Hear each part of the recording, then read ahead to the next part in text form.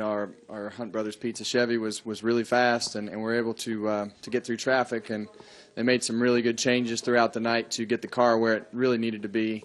And I was able to move around the racetrack and find a groove that worked for me and make my way through traffic. And I thought we were in a good spot. And Denny moved up and I had committed to the center of the corner and just really lost the front of the car up the racetrack and had to get out of the throttle and lost 5 or 6 spots. But really excited for next week and to be able to pass cars and maneuver through the field like that and run cars back down like we were able to tonight. Just really excited about coming back next week.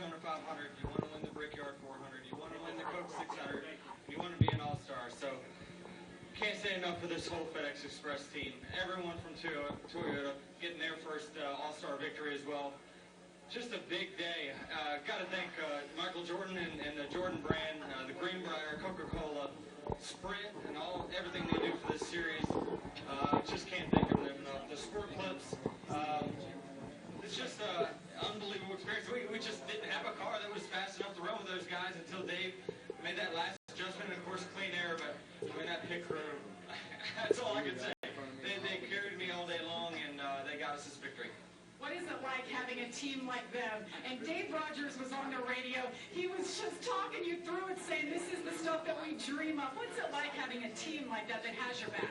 Dave is a bit more of a cheerleader than I like at times, but he definitely ain't afraid to pump you up at times. So thanks to him. I mean, this is such a new relationship with me working with him, but these results really pay off. And thank everyone at JGR and the Fab Shop too, building this brand new car. This is a great thing, and hopefully we start to get some speed here down the road. Denny, tonight is all about you and all about the team, but you get to take home $1 million. What are you going to do with it? Well, I got a little daughter at home that would like to go to college, so let's save that for the college fund. All right, without any further ado, let's bring it in. Also joining us tonight is Kyle Busch, driver of the number 18 M&M Red Nose Day Toyota, who finished 6th in tonight's race. Kyle, once again, welcome back. It's great to see you in the race car. Talk a little bit about your run tonight and being back here at Charlotte. Thanks. It was really good. We learned some stuff. I learned some things. I think we also learned some stuff, myself and Adam Stevens, about this race car for me and getting around here in Charlotte, so we can kind of take some of that into next week and look forward to the Coke 600 here. But all in all, it was a good evening. We kind of clicking off some spots there and moving ourselves forward, and felt really good about things. And then I got busted for speeding there on pit road, and then in that same segment we ended up having a loose wheel, so at least two things bit us in one segment, and it wasn't two things biting us in two different segments. So that was a positive to take of that. But real fortunate just to get back in the race car and get out there and feel things out. Otherwise, everything felt good, and getting to pit road, all that, everything was fine, and felt like I said, I felt like we had a fast race car. So I was just bummed out that we got busted for speeding there and then had a loose wheel. I felt like we could have definitely raced our way in and maybe even through the top 5 and given a shot to win, governing our final pit stop there, which was really good where we were at. Okay, we'll open up for questions for Kevin and Kyle. Raise your hand. We'll get a mic to you. Okay, we'll start right here with Jay, then come up to Bob. Jay Pennell with Fox Sports. This is for Kevin.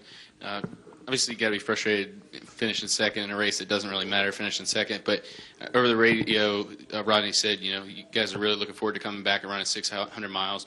What are some of the things you learned out here tonight that you can apply next week? And what is it like carrying that confidence into one of the bigger races of the year? Yeah, it's like I told you guys last week. I'm not frustrated. I've been on the other side of this deal, and our days where we have something go wrong, the recovery from starting last and having a chance to win the race today, that was a recovery day, a day that goes smooth. Hopefully you can win the race. So it's been a great start. I feel like we're competitive every week, and as you saw tonight, we were able to make it, up into the top 10, and then they made some great adjustments on the car, and we were able to drive through the top 5 cars and pass them. So that's an accomplishment, in where we're at with the cars and how you have to race them and the things that are happening. If you can pass, that's a huge advantage and something I feel like they did a really good job with our car tonight and making it drivable.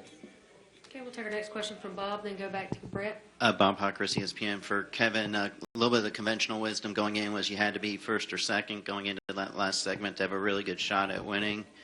Brad sped only because he felt like he had to have the lead, or else it wasn't really going to matter. What was your outlook restarting third on that final restart? It just depended on how everything shook out when they took off. You know, who spun the tires, who didn't spin the tires, and Denny sped them up quite a bit and then slowed them down and then took off way early. So, you know, it was once the cars start going back and forth, it's really easy to get the tires spinning.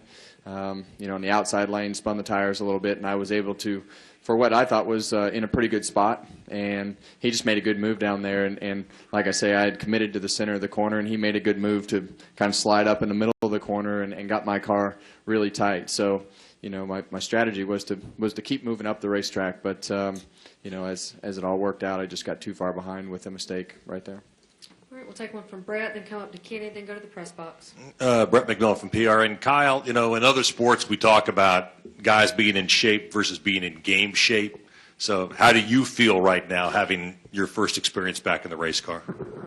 I'll be sore for a couple days, you know, just muscles that haven't been woken up quite like this in a little while. So it's nothing new. I mean, typically I get that in the beginning of the years anyway, you know, and it takes a few weeks to kind of get warmed up to things and your body to kind of settle in. So being out of the race car the longest I've ever been in my career, that obviously is sort of it's a wake-up call for myself to get back rolling. But other than that, you know, just feel fine. You know, I never was out of breath at all during the race or through the runs or anything like that. So that was a good thing. I was not worried about it, but you know, when you're working out and doing things and doing therapy and whatnot, and the therapist tells you, man, your cardio is really bad. You know, it's definitely gotten better over the last month, but wasn't sure how great it was going to be yet, and it felt really good. So from here on out, there's only going to be an upward swing. So I look forward to that. Okay, we'll come up front to Kenny.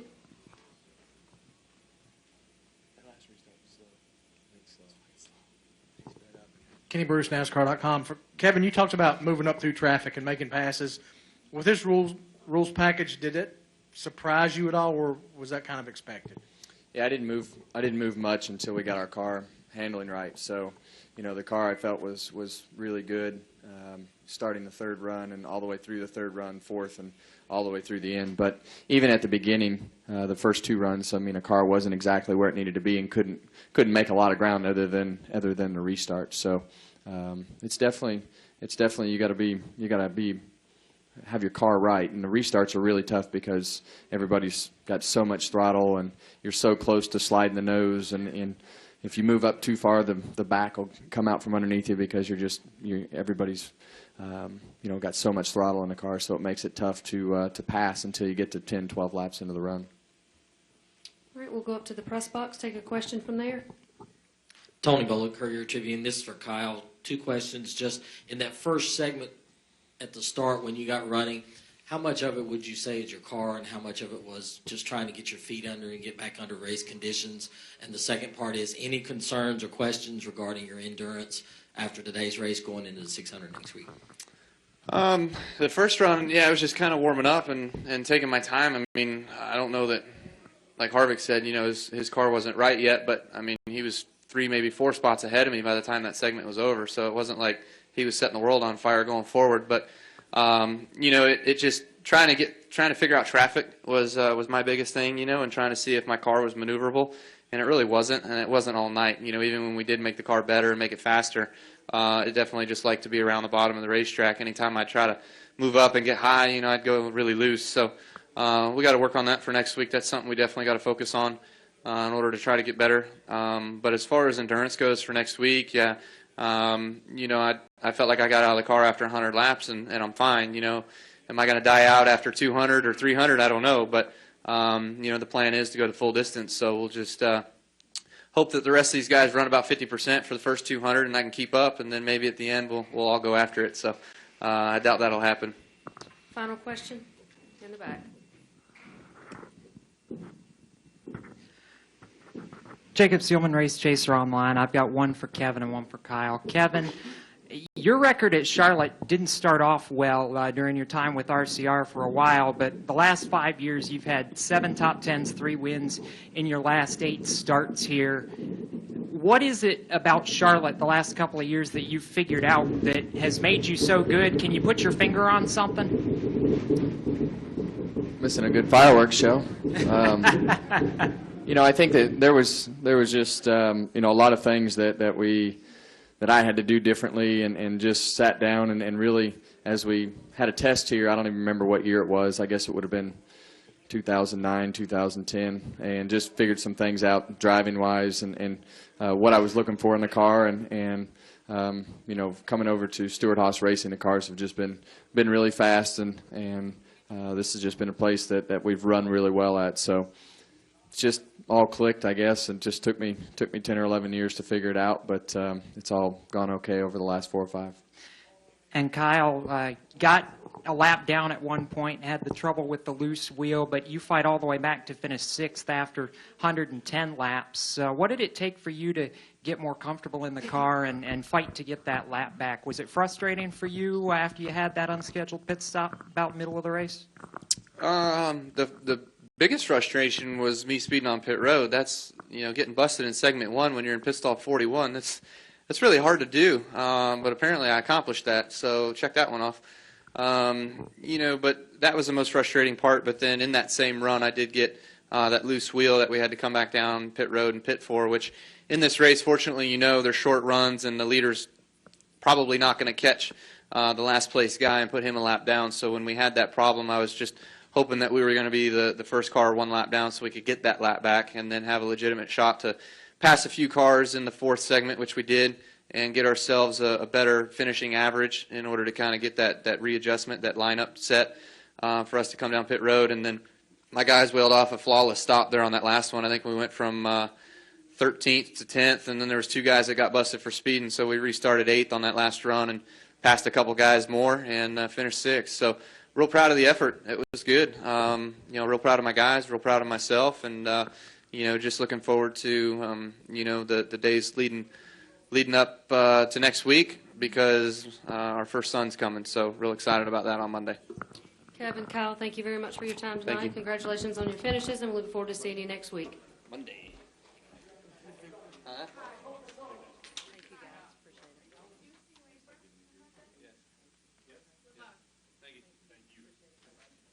You like the date, don't you? Yes.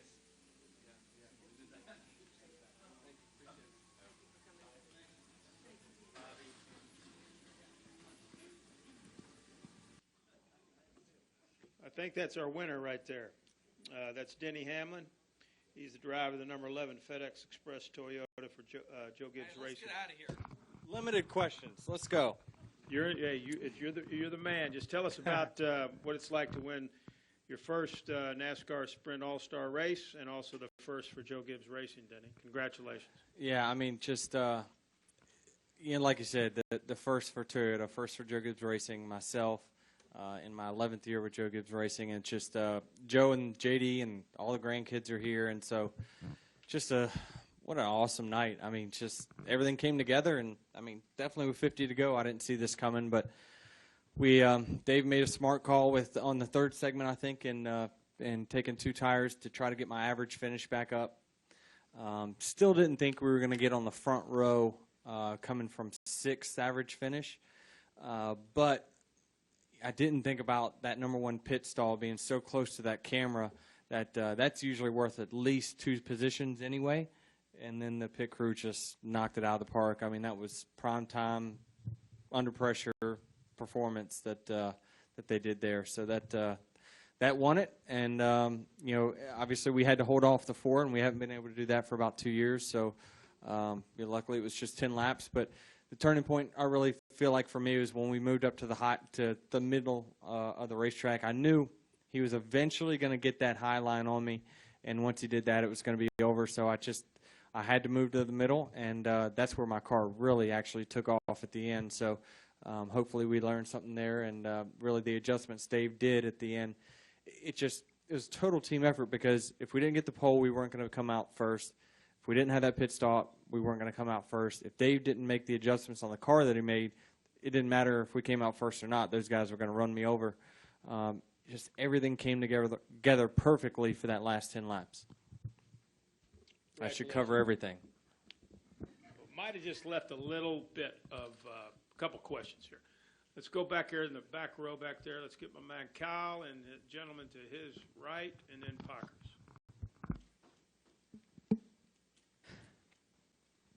Jacob Seelman, Race Chaser Online. Denny, you were talking about how important that #1 pit stall was and that final stop.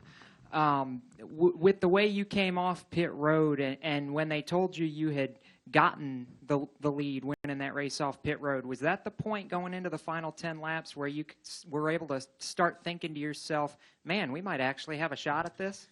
Yeah, I knew we needed to just be on the front row. I mean, usually the final 10 laps, you got to be on the front row. Just aero means so much with these cars nowadays that the person out front just has a huge advantage. So I thought, either first or second, but I wanted lane choice, and I wanted to be the control car so I could start the restart. So I knew once we got cleared going into turn 1, we had a great shot, but we still were going to have to hold off the fastest car over the last 2 years, that last 10 laps, regardless. And, he got within a half a car length of us, and he put the pressure on us, but we just, we performed and we picked up the speed at the end where we really needed it. So, proud that we were able to do that, at least for 10 laps anyway. It's not just the first All-Star win for you. It's also the first All-Star win for the coach, too, Joe Gibbs. How big is that as an organization for you guys? It's not just $1 million. This is a prestigious race to win, even if it's not for points. Yeah, he's got a lot of great accomplishments, and he's won, I think, I'm pretty sure he's won every big race or every race there is to have on the circuit besides this one. So it means a lot, especially, those being the eldest driver, the longest tenured driver at Joe Gibbs Racing right now. So I just, those guys gave me a chance and took a chance on me 11 or 12 years ago, and, can't believe we're in this position now. Let's go to Kyle, then we'll come up here to Bob Parkers. Kyle Magda, Race Chaser Online. Denny, first win for you in the All-Star race. Also the first win for Joe Gibbs Racing on the 1.5 mile track in the Cup Series since 2013. Denny, did you learn anything tonight that maybe you could apply for the 600 next week? I know the format's a little different tonight, but did you learn anything for the 600 next week, maybe in that final stint, and also for the JGR Intermediate program as well? I think so. It definitely, during the middle of the race, I thought that we were out to lunch quite a bit. But like I said, we just got the car where I could hustle it those last 10 laps, and that was totally the key for us. And so, hopefully there's light at the end of the tunnel. And obviously, like we talked about, we hadn't been able to run with a lot of the Hendrick cars or the Stewart-Haas cars over these last year and a half. But we were able to just beat them in an arm wrestling match, at least for 10 laps anyway. So it was great, and obviously a big win not only for Joe and the whole organization, but also Toyota getting their first win as well. Let's hear from crew chief Dave Rogers and team owner Coach Joe Gibbs as well. Dave, just talk about some of the things that you had to do as a team to get to victory lane here tonight. Yeah, what makes this event so special is it is a team event. Denny did a great job of qualifying, laying down a nice lap, getting to pit road hard. Our pit crew performed on pit road. But behind the scenes, our road crew was here all night rebuilding the car and working hard this morning, changing it. We changed everything on it today, trying to make it better. And then, the engineering staff helping me with all the calls and giving me good feedback and good advice. And then the pit crew coming in 6th and going out first against the best in the business. That's outstanding. And then the move of the race, in my opinion, when Denny went up top and took the air off the 4 cars' nose, team effort, everyone performed, and that's what makes this event so special. And Coach Gibbs, congratulations on a big win, and certainly this has got to be a big deal for your entire organization. It really is. Been coming here for 24 years, as everybody's already stated, but I think it says a number of things. for our organization, JD, myself, everybody, front office, everybody back working on the cars. They get a chance to celebrate this along with FedEx and Toyota, great partner. But I think for us, it was a total team effort, but it shows also how hard our sport is. 24 years, coming here with, I think, great drivers, great teams, and we can't win this. And so this is the best cars are out there tonight, and for these guys to be able to pull this off, I think was a special night for us. And we've been blessed with some great experiences, but I put this down as one of them because it's been a long time coming, and we really enjoyed it. Let's go to Bob Pockers right here in the blue shirt, Bob, and then Dustin, and then we'll see where else we are. Bob Pockers, ESPN. Denny, on that being the leader, is it your race to lose then on those, going into that last segment? And some of the guys thought maybe you left a little bit earlier, floored it a little bit earlier than the zone. I thought I did it right at the zone, maybe a half a car length before or something like that. But I think there's, they told us they don't measure inches and feet when it comes to that. But you always got to know at the end of these races, you got to be on your toes on those last restarts. But I thought the key was for us to get out there. And, yeah, it is your race to lose when you come off turn 2 with the lead. But we weren't fast enough to hold off those guys all race long. We were out front at the beginning of the race, and we just could not hold them off. We were ahead of them in the 4th segment, couldn't hold them off. And Dave just made the proper adjustments to allow me to do my job better inside the race car. And so, the 4 gave us one heck of a run, and I could see them working, starting to burn in that middle lane and really start to get it working. And it just was a matter of time if I stayed stagnant on the bottom that he was going to get the position. And so, obviously, like Dave said, I thought the key was moving up there and taking the air away from him. And really, I thought my car took off a lot better at that point. It was way more stable. So it was just a total team effort from pit crew to the adjustments to the road guys, the adjustments they made last night. Go to Dustin, and then we'll go to the press box. Go ahead. Dustin Long, NBC Sports. I have a question for Denny and for Joe. Denny, JD was a guy that really supported you in early in your career and helped with your opportunity to, on a night like this, where it's monumental for you personally, for the organization. JD was here. What does it mean, that symmetry and what JD has meant for you? And Joe, there aren't many first experiences left in the sport for you with all the success you guys have had, to have that opportunity to share a first-time experience again with your son, what that means tonight too, please.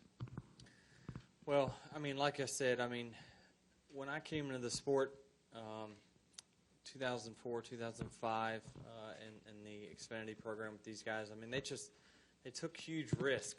They always hired the veterans. They wanted the guys that were proven, and the sport was starting to take a turn for the younger guy. And I just got an opportunity to get in a seat and try to show them what I was capable of. But it wouldn't have been possible had JD not showed up at a random test in Hickory at some short track and watched me run some laps. And he just has been the key person in the development and the relationship that I've grown with Joe Gibbs Racing. And when Coach was away for the first couple of years of my career coaching, he was our leader. And he still is a big leader within Joe Gibbs Racing. And so he's the guy that you want to model yourself after, the way he handles himself professionally with his family and his kids. It's just he's a model person, and it's special. And I considered him kind of like my second dad when I moved away from racing with my family in the late models and came over to Joe Gibbs Racing. JD was my new dad. He was the one that looked after me and called me when I did something wrong and praised me when I did something right. So, he's the guy that I'll continue to respect, and just proud I could get them and their entire family a win after 24 years. Yeah, I think for me, JD's background, just everybody here has probably got maybe kids like this. JD gave it everything he had, every experience ever sport he played. And as Denny he said, he's strong, real leader, and he came back and told us, I think we got somebody here, and said, let's give him a chance. And he laid out a little plan, and Denny surprised us all what he was able to do in a truck, and then a nationwide race, and he said, I think we need to sign him. And then, of course, when he went in the 11 car, it was unbelievable. I mean, I think sitting on the pole in the third race, he was gone. And so for all of us, JD he's always going to be there for us. And I know he's at my back, and he'll always be a part of our organization and part of all the big decisions. JD's been in every meeting these last weeks, and here he's going through a lot right now. I just want to say this, though. I can't tell you how many people have come up to me, fans, and just grabbed my arm and said, I just want you to know we're praying for JD. It means so much to our family and everybody here, too, in this room.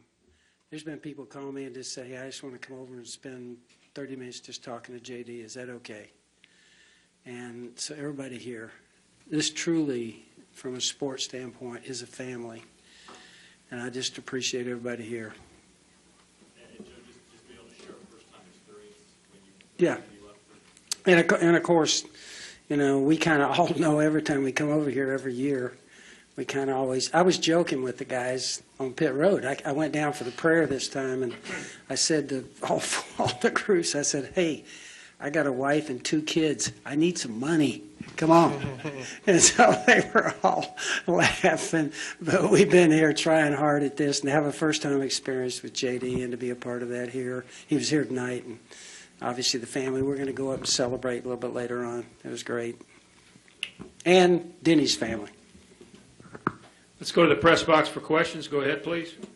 Reed Spencer with NASCAR Wire Service. For Denny, you and Dave both talked about the move where you broke Harvick's momentum with 3 to go. But was that something that you had in the back of your mind that you had been planning up to that point, waiting for the right moment, or was it more of an instinctive move at that point? It was more defense than anything, but it turned into offense for me. I thought that really I don't know what my lap times were, but I at least was able to maintain and really start doing, my car just felt better in that line, and I just knew it was a matter of time. Usually it takes someone a couple laps to get that high line going, and I saw him, he kept getting closer and closer, and eventually he gets to that right rear quarter panel, and your race is done. So initially I was looking in my mirror, and I knew that it was going to be a defensive move to take his line. But I was going to have to try something different because we were starting to lose time. My lap times were dropping off, and I just had to do something different to try to salvage a win. And so that was obviously the key move for us. Let's stay upstairs. Go ahead.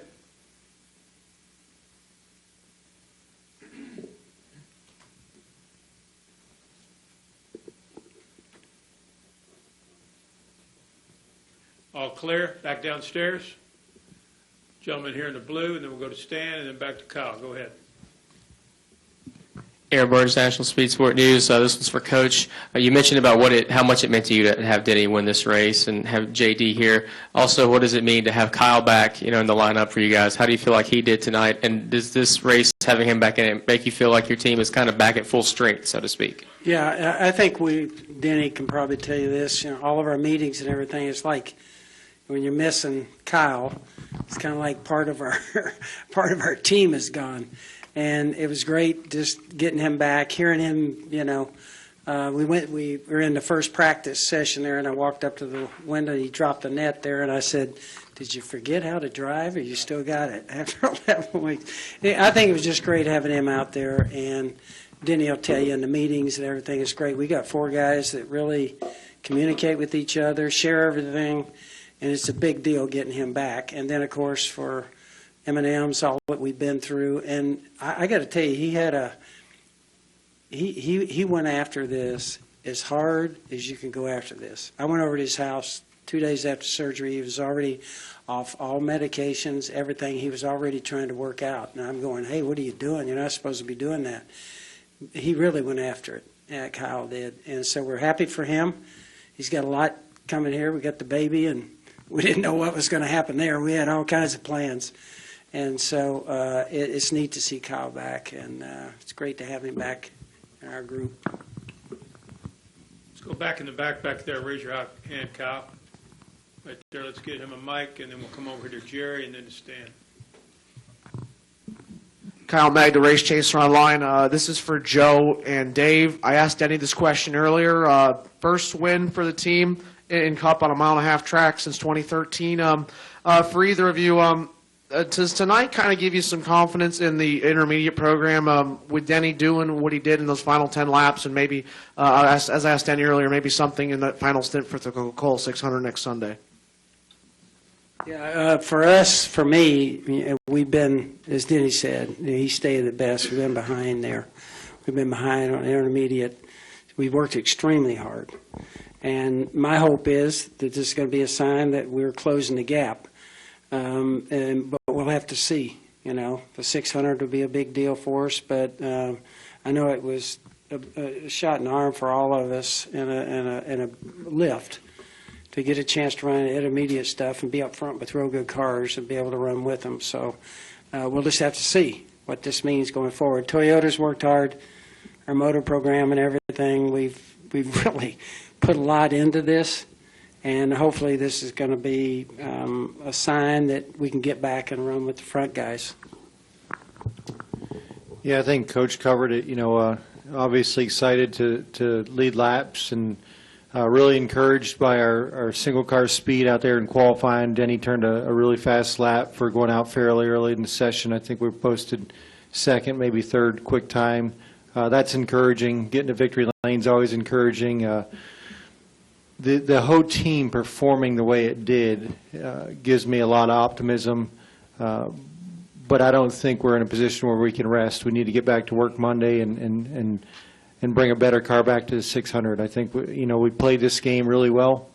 We came out the victor, but we didn't have the best car. So we need to go home and keep working on it and give Denny a little bit better piece next week and try to follow up with a back-to-back at Charlotte. I shouldn't tell you this, but it tells you how smart I am. At the end, I thought we took no tires. I kind of went, that was awesome. How did Dave do that? And rule-wise and everything, he said, no fuel. And so I got to go get. He said that was a great fuel-only stop. I got to go get our pit crew guys and say, man, that was awesome. So, Over here to Jerry, and we'll finish with Stan. Go ahead. Jerry Jordan kicking the tires. I was going to ask about the 600, but looking into next week, you're at home with this win. What's the next week going into the 600 look for you as far as coming off of tonight? Well, I think we learned some valuable stuff. I mean, we ran up front, we ran in the middle, we ran in the back. So I think we had an idea of what our car did. I've got some really good information that I'll download with these guys next week. And it was just, this is a big learning process for us, obviously. And so we've been working and trying to get our cars better, and hopefully this is a sign that we've got the light at the end of the tunnel. So, we're going to keep working, and, when you're as far behind as what we were over these last year and a half, it's just not overnight that you are going to flip a switch and be better. So it's a work in progress, but we everyone from the road team to the fab shop to the people that bolt on the nuts and bolts of the car, just have been working overtime, making sure we have the right stuff to go out there and compete. So thank all of them, and total team effort from top to bottom. And hopefully, with that information that I'll give Dave, it makes us even better next week. Final question right here. Stan Creekmore with RPMTonight.com out here in the back. It's kind of a similar question for both you, Coach, and for Denny. Coach, you've won races, you've won games, you've won Super Bowls, you've won championships. How does winning this event, where does it stand in all of those? And as well as for you, Denny. For me, I get so excited every week, competitively wanting to come to the racetrack. It's so much fun for me to get to be in a sport like this. You got the best people in the world that are racing these cars, and for us to get a chance to compete in this and try and beat them, I get so excited about that. And when you have something like this, that's kind of,